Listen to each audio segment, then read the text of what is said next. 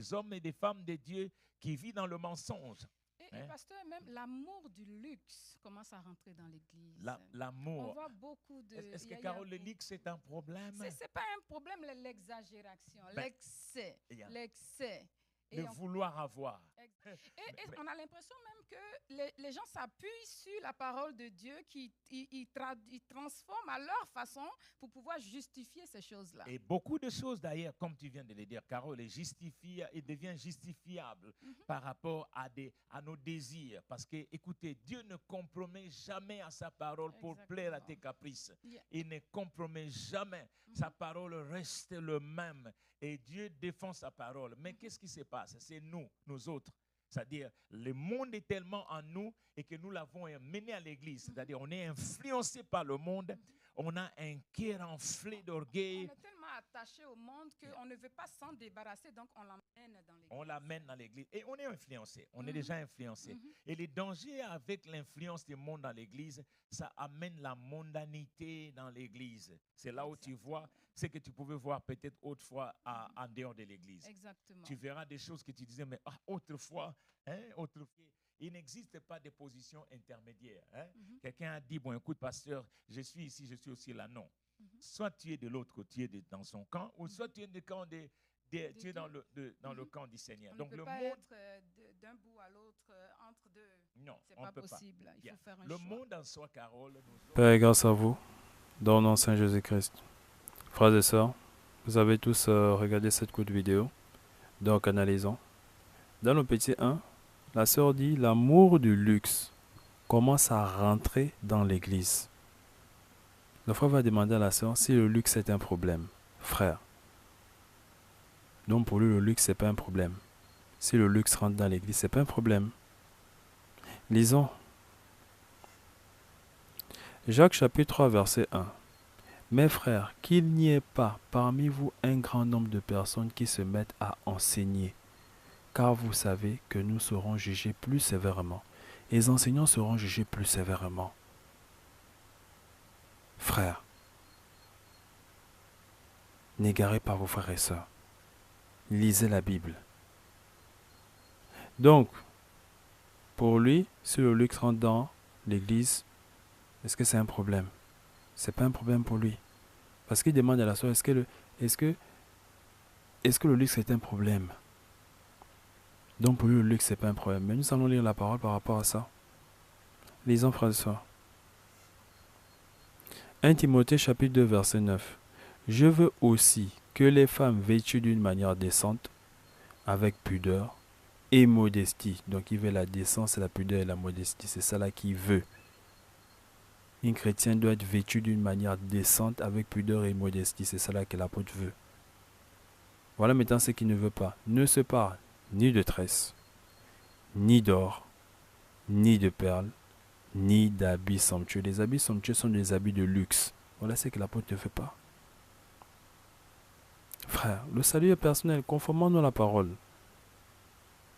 Donc les habits somptueux sont des habits de luxe. Il ne veut pas que la femme se parle des habits somptueux, des habits de luxe. Mais il veut la décence, la pudeur et la modestie. C'est clair. On va prendre un autre passage, un autre commandement, parce que ça c'est un commandement. Donc là c'est l'apôtre Paul qui a parlé. Nous allons voir ce que l'apôtre Pierre dit par rapport à ça. C'est un commandement, frère. On ne se bat pas avec la parole. C'est un commandement. Lisons. 1 Pierre chapitre 3, versets 3 à 4.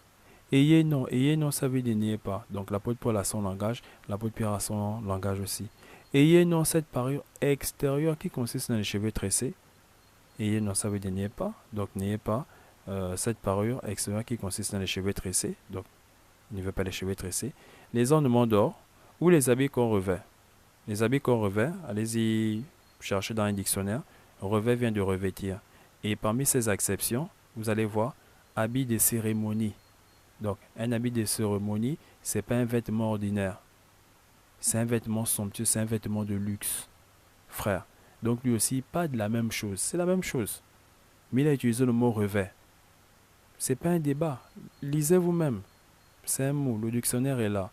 Il y a les dictionnaires en ligne. Introduisez le mot. Vous allez voir. Parmi ces exceptions, pas de vêtements de cérémonie, les vêtements somptueux. Ce sont les vêtements de luxe. Donc il ne veut pas aussi que les femmes se parlent de ces vêtements-là de luxe. Frère. Donc lui, il a dit à la sœur, est-ce que le luxe est un problème? Frère, ceux qui enseignent seront jugés sévèrement. Donc voilà la parole. Et j'ai fini. Mais la parure intérieure est cachée dans le cœur, la pureté incorruptible d'un esprit doux et paisible, qui est d'un grand peu devant Dieu. Donc beaucoup là vont prendre ce verset-là pour dire Dieu c'est le cœur, Dieu c'est le cœur. On va lire un autre passage. La Bible ne se résume pas à un verset, non. Il y a des versets, le verset est contenu dans un chapitre. Voilà, il y a le livre. Le chapitre est contenu dans un livre. Donc, lisons un autre passage. Tite chapitre 2, versets 3 à 5. Dit que les femmes âgées doivent aussi avoir l'extérieur qui convient à la sainteté. Donc, vous voyez qu'on ne se focalise pas seulement sur l'intérieur. Il faut aussi se focaliser sur l'extérieur. Le Christ a dit ça aux pharisiens. Il ne faut pas seulement nettoyer l'extérieur. Nettoyer d'abord l'intérieur afin que l'extérieur aussi soit clean. Mais tu peux pas être saint de l'intérieur et porter des petites jupes. Tu peux pas être saint de l'intérieur et porter des robes moulantes. Ça ne passe pas, ça ne peut pas passer. Donc, là c'est l'apôtre Paul qui parle à son fils. Dit que les femmes âgées doivent aussi avoir l'extérieur. L'extérieur aussi doit être saint. Qui convient à la sainteté. Ni être médisante, ni à donner au vent, on voit les sœurs consommer des alcools. Frère, la lumière du monde, donc le chrétien qui doit être une lumière pour le monde, se met à se comporter comme le monde. Frère, la mondanité dans l'église. Qu'elles doivent donner de bonnes instructions. Donc ça c'est des commandements, des recommandations. La femme doit donner de bonnes instructions. Dans le but d'apprendre aux jeunes femmes à aimer leur mari et leurs enfants. À être retenues chastes, occupées au sein domestique, bonnes, soumises à leur mari, afin que la parole de Dieu ne soit pas blasphémée. Donc quand tu ne fais pas ça, c'est le blasphème. On se moque des chrétiens. Oh voilà, les chrétiens, c'est des alcooliques. Les chrétiens, c'est des fornicateurs. Les chrétiens, c'est des rebelles. Donc les femmes chrétiennes, c'est des rebelles. Frère, la parole de Dieu est blasphémée parce qu'on ne respecte pas ça. La parole est là. Respectons la parole. Donc par rapport à ces passages qu'on vient de lire, je vais prendre une image. Regardons. Voilà. Donc la sœur sur le plateau, elle a les extensions de cheveux rouges. Qu'est-ce qu'elle peut dire à cette petite-là si elle vient dans son assemblée? Elle pourra dire quoi? Elle pourra dire quoi? Parce qu'elle-même d'abord, elle se parle des extensions de cheveux rouges. Elle pourra dire quoi cette petite-là? Qui met encore les gels, qui met encore tous ces artifices-là. Elle pourra dire quoi? Elle ne pourra rien dire. Parce qu'elle-même, elle a les boucles d'oreilles, elle a des grosses boucles d'oreilles. Frères et sœurs, je prends par exemple le cas des écoles supérieures qui font dans le management, dans le marketing. Ça là, tu n'entres pas. Parce qu'eux, ils respectent l'éthique d'une entreprise. On te met dans le monde de l'entreprise. Ça là, ça n'entre pas. Et vous voyez, c'est des mondains. Hein? Je dis bien c'est des mondains. Donc je prends le cas des mondains. Donc vous voyez même que chez les mondains, il y a des degrés. Dans le monde de l'entreprise, tu es dans une école supérieure. Dans le management, dans le marketing, on interdit ça. Les hommes aussi, pas de coiffe bizarre, vous rasez les côtés, vous laissez. Non, il n'y a pas de ça. Il faut être sobre. Il faut respecter l'équipe de l'entreprise parce qu'on vous prépare déjà au monde de l'entreprise. Les cheveux là, les cheveux rouges là, tu teignes les cheveux en rouge, en bleu, vert. On dit ça, c'est extravagant. On vous dit ça. Hein? On vous dit ça parce qu'ils respectent l'éthique de l'entreprise. Regardez même dans les banques, vous allez voir, dans les banques, une femme avec les cheveux, avec les extensions rouges, les cheveux rouges. Je dis bien, c'est des mondains. Donc, vous voyez même que chez eux, il y a des degrés. Vous avez vu dans une banque, les agents avec les cheveux rouges, teintés, en bleu, en vert, toutes les couleurs, la jaune. Vous avez déjà vu ça? Non. Parce qu'il dit c'est extravagant. Tu ne dois pas ternir l'image de l'entreprise. Bon, maintenant, nous sommes des chrétiens. Le monde rejette ça. Je dis bien les mondains, parce que ceux-là, c'est des mondains. Ils ont étudié ça, eux, ils étudient ça. Ils disent non. Si tu as les cheveux rouges, tu as tous ces artifices-là, le client, non, il va regarder, non, elle est extravagante, je ne peux pas mettre. Est-ce que vous voyez un peu? C'est l'image de l'entreprise. Tu représentes l'image de l'entreprise. Bon, maintenant, vous, chrétiens, vous représentez l'Église. Vous allez prendre ce que le monde a rejeté. Frère, regardez dans les banques, vous avez vu une femme dans une banque avec les extensions de cheveux rouges, bleus, verts, avec tous ces artifices, ils sont sobres. Même les colliers. Elle porte des colliers, hein? Elle porte des boucles courées, mais discrets. Parce qu'on a montré ça à ces enfants-là depuis le banc des écoles supérieures.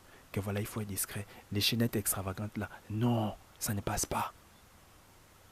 Donc le monde rejette ça. Vous vous prenez et vous voulez justifier avec des philosophies. La sœur sur le plateau, elle a les grosses boucles d'oreilles. Elle a les extensions de cheveux rouges. Elle a une robe. Lorsqu'elle s'assoit, on voit légèrement ses cuisses. C'est pas bon. L'apôtre Paul a parlé de la décence, la pudeur, la modestie. C'est pas bon. Là même, c'est parce qu'il y avait une table. Bon, maintenant, imaginez qu'il n'y a pas la table. Le frère en face sera gêné. Et même elle sera gênée. Et ils ont maintenant un style. Voilà, elles portent des robes courtes. Elles mettent des foulards. Donc, elles savent qu'elles vont s'asseoir. Bon, ça peut arriver. Elles vont s'asseoir.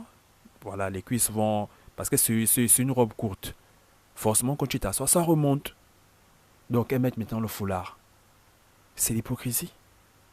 Tu sais que la robe est courte. Achète une longue robe. Achète une robe. Achète une longue robe. C'est l'hypocrisie. Frère. Donc, le chrétien, c'est une lumière pour le monde. Mais si tu fais comme le monde, tu pourras dire quoi à celle-là, à une petite fille comme ça qui rentre dans l'église avec tous ses artifices, tu pourras dire quoi? Parce que toi, tu es paré des extensions de cheveux rouges. Donc, c'est que le monde rejette. Parce que dans le monde, il y a encore des classes, il y a des catégories. Il y a ceux qui sont vraiment dans... Il y a des mondains qui vont vous dire que non, les tatouages, moi, je ne me tatoue pas. Il y a des mondains qui vont vous dire que non, voilà, les cils, les fards, tout ça, là, elles ne font pas ça. Des mondains. Mais toi, lumière du monde, tu te parles de tout ça là que certains mondains rejettent. Que le monde rejette. Donc le monde rejette ça là, les extensions de cheveux rouges. Dites-moi si vous avez vu dans une banque qui respecte l'éthique. Parce qu'il y a des fausses banques aussi. Des microfinances, voilà. C'est une banque qui respecte l'éthique. Vous avez vu un agent avec les extensions de cheveux rouges? Non.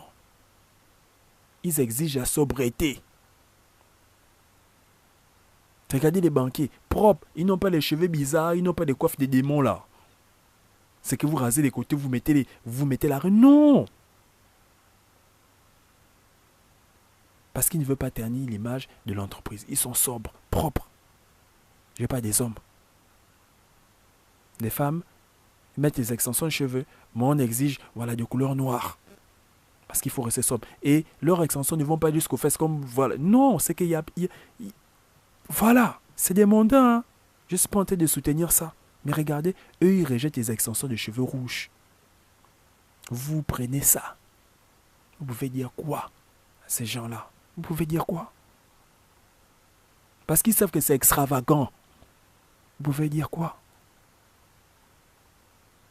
Frère, le chrétien, c'est la lumière du monde. Eux, ils ont même parlé du sel.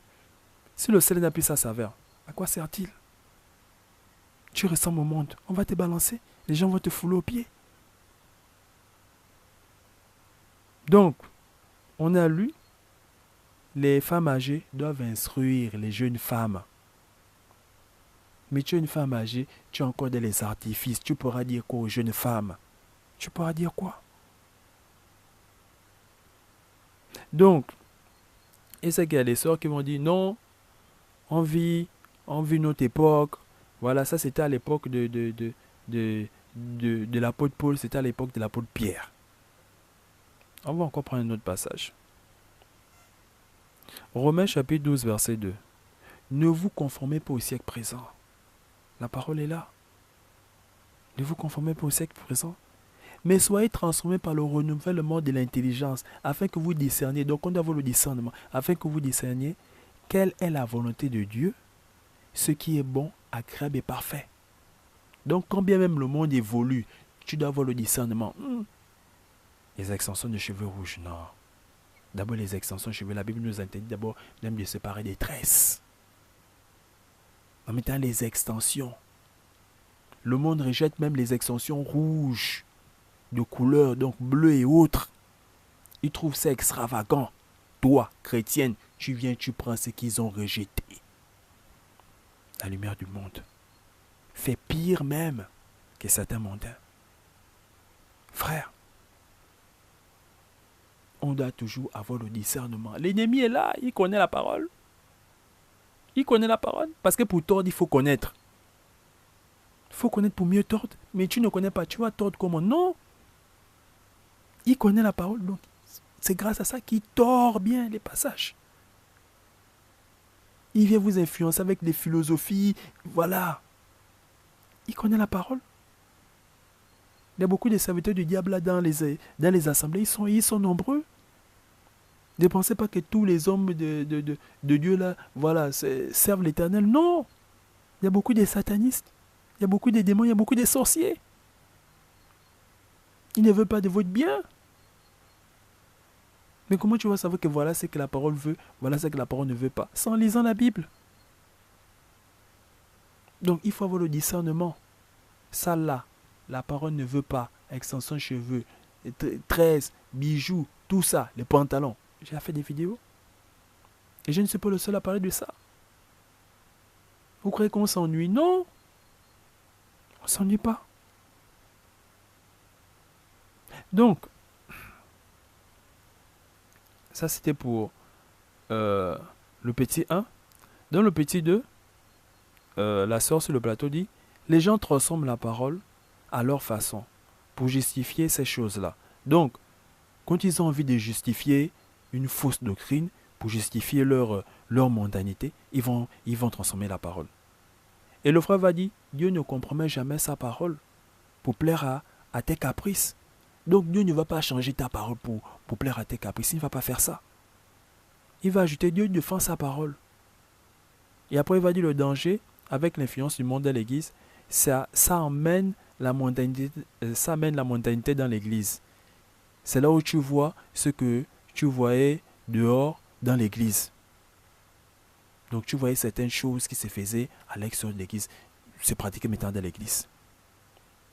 C'est comme nos frères là qui ont maintenant dans leur église les batteries, les rythmes mondains. Donc c'est maintenant la rumba de l'église. La louange, on a maintenant changé la louange, on a mélangé la louange avec la rumba, les rythmes mondains. J'ai même vu rap chrétien, zouk chrétien, slow chrétien, R&B chrétien, frère. Aux États-Unis, c'est la pop chrétienne. Oh non, c'est pour attirer les jeunes. Non. Non. La parole est là. Ne mélangez pas la parole avec le monde. Ne vous mêlez pas au monde. Ne vous mêlez pas au monde. S'il n'aime pas la parole telle qu'elle est, s'il n'aime pas la louange pure et simple, non. On ne va pas mélanger le monde avec les louanges.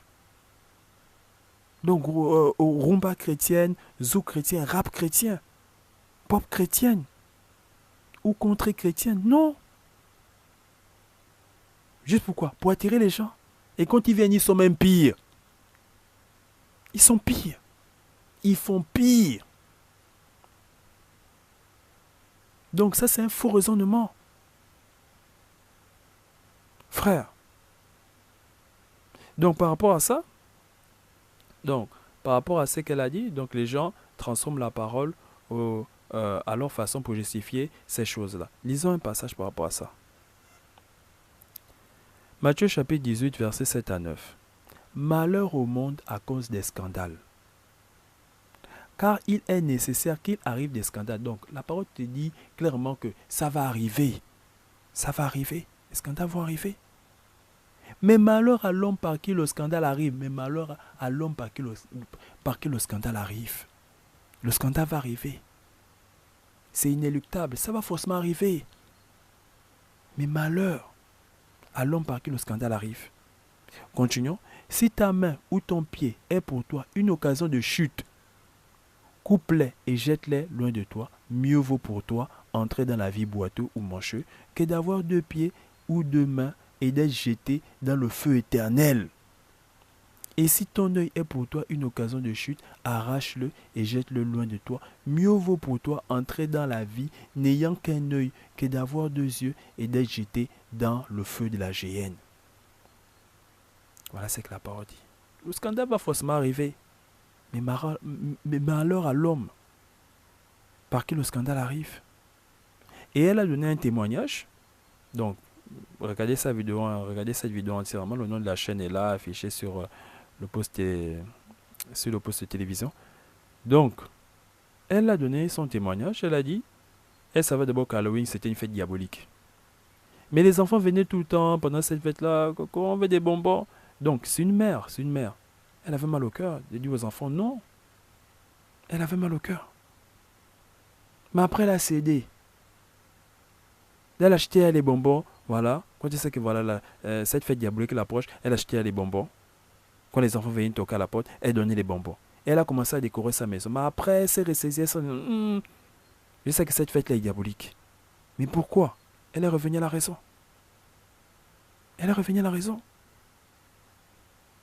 C'est comme là, nous sommes le 1er décembre. Les gens s'apprêtent déjà pour la fête de Noël. Une fête qui n'a rien à voir avec la naissance du Christ. On vous parle du Père Noël, on vous parle des sapins. Vous êtes encore là, non, il s'agit de la naissance du Christ. Ça n'a rien à voir. Une fête diabolique. Moi, je vous demande, vous voyez comment la mondanité rentre. Et j'ai même vu des pasteurs mettre des gros sapins dans leur assemblée. La mondanité dans l'église. Si on pose la question à ces pasteurs-là, bon, maintenant, cette fête-là, montre-nous dans la Bible où on dit que voilà, le Christ est né le 24 décembre. Montre, bloqué. Ils vont tomber dans les philosophies comme les catholiques. Non, c'est un jour de joie, la magie de Noël, les philosophies. Ils ne pourront pas soutenir ça avec la parole. Mais ils mettent des gros sapins dans l'église. L'église. Et les chrétiens, on dit le souci, voilà, on est déjà le 1er décembre, voilà, oh, comment je vais faire, voilà, je dois acheter un sapin, et ça coûte cher, hein. Je dois acheter un sapin, je dois le décorer, voilà, je dois acheter des cadeaux. Donc, il n'y a que ce jour-là que vous pouvez acheter des cadeaux à vos enfants. Frère. Il n'y a qu'au jour d'Halloween où vous pouvez offrir des bonbons à vos enfants. Frère. Donc, on peut pas organiser même un jour comme ça, voilà, Non. Les chrétiens sont déjà dans le monde au souci des fêtes. Alors, je dois acheter le sapin, je dois décorer la maison. La mondanité de l'église. D'autres ont mis les sapins, j'étais choqué. Des gros sapins. Des protestants. Donc là, c'est plus les catholiques, c'est maintenant les protestants. Des gros sapins. Dans l'église. Décorés. La mondanité dans l'église. Donc elle a donné son témoignage. On dit si ta main ou ton pied est pour toi une occasion de chute, coupe-les et jette-les loin de toi. Elle a beau céder, c'est des enfants qui venaient tout le temps. Oh, des bonbons, regarde, c'est des enfants. Mais ils sont déguisés, voilà, d'autres, je vois les tenues d'Halloween, ça ne manque jamais, voilà, la tenue du squelette. Donc, c'est un vêtement noir avec les dessins du squelette. Des trucs diaboliques, une fête lugubre. Les enfants sont déguisés en démons, les enfants sont déguisés en vampires. D'autres sont déguisés en sirènes. La confusion. Donc vous chassez des sirènes dans les assemblées, et vous déguisez vos enfants en sirènes.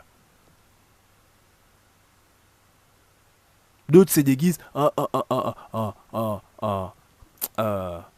Spider-Man, les dessins diaboliques comme ça là. Spider-Man, tout tous ces petits démons-là, ils se déguisent comme ça. Ça, c'est une fête sainte, là. C'est une fête sainte. Vous me regardez, elle est lugubre. D'autres se déguisent en sorcières. Vous déguisez vos enfants en sorcières. Donc la parole dit, malheur à l'homme par qui le scandale arrive. Vous amenez des abominations de l'église. Vous tolérez des bêtises. Et les enfants, quand ils grandissent comme ça. Hein, ils vont grandir avec ça. Non, mon père est chrétien. Ma mère était pasteur. Moi, j'ai dit ma mère était pasteur. Mon père était pasteur. Mon père était pasteur. Voilà, on célébrait Noël. Mon père était pasteur. On célébrait Halloween. Il va grandir comme ça. Il va aussi faire ça pour ses enfants. Non, voilà, mon père avait le Saint-Esprit. Voilà, bon, il y a rien de mal à célébrer ça. Malheur à l'homme par qui le scandale arrive.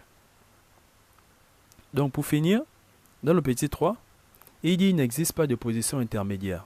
Ah, c'est l'homme. Si tu es dans le camp de Dieu, soit tu es dans le camp de Dieu autant pour moi, soit tu es dans le camp de l'adversaire. Et c'est vrai. Il y a des gens qui se disent que voilà, non, je peux être dans les deux camps. Non, non, non. On ne peut pas être dans les deux camps. Le Christ a même parlé de ça. Soit il va haïr un, soit il va aimer l'autre. On ne peut pas être dans les deux camps. Donc par rapport à ça, lisons un autre passage. Matthieu chapitre 13, verset 22. Celui qui a reçu la semence parmi les épines, c'est celui qui entend la parole, mais en qui les soucis du siècle et la séduction des richesses étouffent cette parole et la rendent infructueuse. Donc là, c'est le Christ qui a parlé de la parabole du semeur.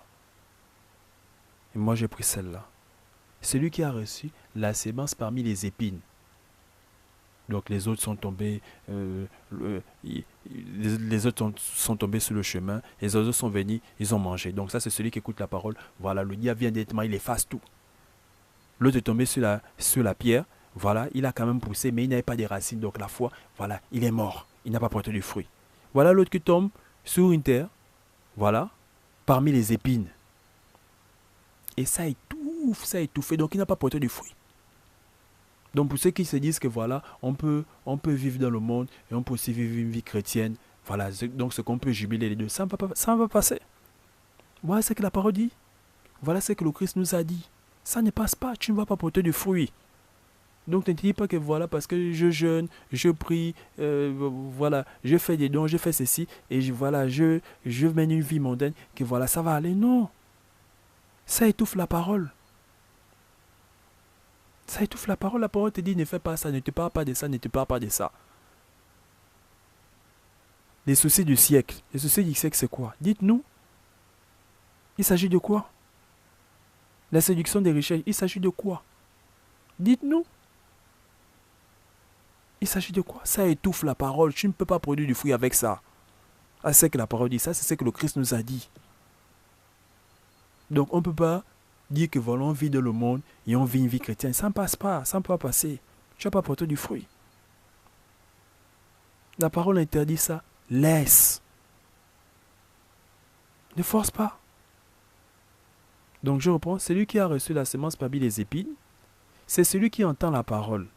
Mais en qui les soucis du siècle, c'est quoi? C'est tout ça. Oh, je dois mettre mon tissage. Oh, je dois mettre un nouveau t-shirt. Pour les fêtes, là, vous allez voir, hein? Elle commence à s'apprêter. Oh non, je vais porter quoi? Les soucis du siècle. Oh, je vais mettre quoi sur ma tête? Non, je dois mettre le tissage, là. Sœur. Non, je dois acheter cette robe-là. Les soucis du siècle. Oh, je dois mettre telle couleur oh, je dois mettre tel vernis, je dois mettre ceci, je dois mettre cela. Et ceci du siècle.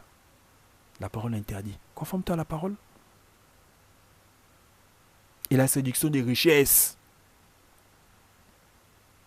Moi, j'ai pitié pour ceux qui sont dans l'assemblée d'Alain Patrick Tchenga. Hein. J'ai pitié pour eux. Quelqu'un qui aime l'argent. Il ne parle que de l'argent.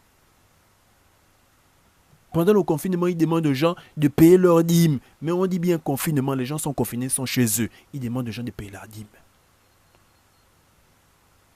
La séduction des richesses. Ça étouffe la parole. Tu peux apporter du fruit. Et il n'a pas porté du fruit. Il est mort. Donc celui qui a reçu la semence parmi les épines, c'est celui qui entend la parole, mais en qui les soucis du siècle et la séduction des richesses étouffent la parole. Étouffent cette parole. Et la rendent infructueuse. Donc il n'a pas produit du fruit. Frère. Donc lisons Matthieu chapitre 13, verset 23. Celui qui a reçu la sémence dans la bonne terre, c'est celui qui entend la parole et la comprend. Il porte du fruit. Voilà celui qui porte du fruit. Donc ceux qui aiment les soucis du siècle, ceux qui aiment la séduction des richesses là, ne portent pas de fruit. On ne peut pas être dans le camp de l'ennemi et dans le camp de Dieu en même temps. Non. Conformons-nous à la parole. Voilà celui qui porte du fruit. Celui qui a reçu la semence dans la bonne terre. C'est celui qui entend la parole, la comprend. Il porte du fruit. Et un grain en donne 100, un autre 60, un autre 30. Frère, il entend la parole et la comprend. Il ne se bat pas avec les Écritures. Comme je vois les sœurs, non, les habits qu'on revêt, ou les philosophes avec ça. Non, il s'agit de l'époque de l'apôtre Paul. Nous, on est on vit nos temps. Il ne se bat pas avec la parole. Il lit la parole et il comprend. Il ne se bat pas avec la parole. Il respecte. C'est celui-là qui porte du fruit. Vous savez ce que la parole demande. Non, voilà, Dieu sur le cœur, Dieu amour, voilà, c'est pas quoi des extensions de cheveux que je vais aller en enfer. C'est pas quoi des maquillages que je vais aller en enfer, c'est pas quoi des pantalons que je vais aller en enfer. Dieu amour. J'ai pris pendant 3 heures, j'évangélise, voilà, j'ai reçu le don de parler en langue, comme beaucoup la s'enflent. J'ai reçu le don de parler en langue. La sœur hausse mettant les épaules. Je suis spirituel, je n'ai pas besoin de lire la Bible. Mais le Saint-Esprit va te conduire à lire la Bible, forcément. Ça, c'est quel Saint-Esprit qui va te laisser comme ça oisif? Non. Et la parole nous dit, n'attristez pas le Saint-Esprit. On s'adresse à ceux qui ont le Saint-Esprit. Hein? Donc, n'allez pas croire que voilà, parce que vous avez le Saint-Esprit, que voilà, c'est fini. Que vous êtes clean. Non. Vous pouvez attrister le Saint-Esprit avec vos extensions de cheveux, tous ces artifices-là, parce que la parole dit, niet. Toi, tu t'obstines. Non, je parle en langue. J'ai reçu le don de ceci, j'ai reçu le don de cela. Tu hausses les épaules. Tu veux lire la Bible. Tu me tendais les philosophies. Le salut est personnel. Donc on dit, n'attristez pas le Saint-Esprit. On parle à ceux qui ont reçu le Saint-Esprit. Vous pouvez attrister le Saint-Esprit. Donc vous avez des dons, c'est bien. N'attristez pas le Saint-Esprit. Voilà la parole. Conformez-vous. Le salut est personnel.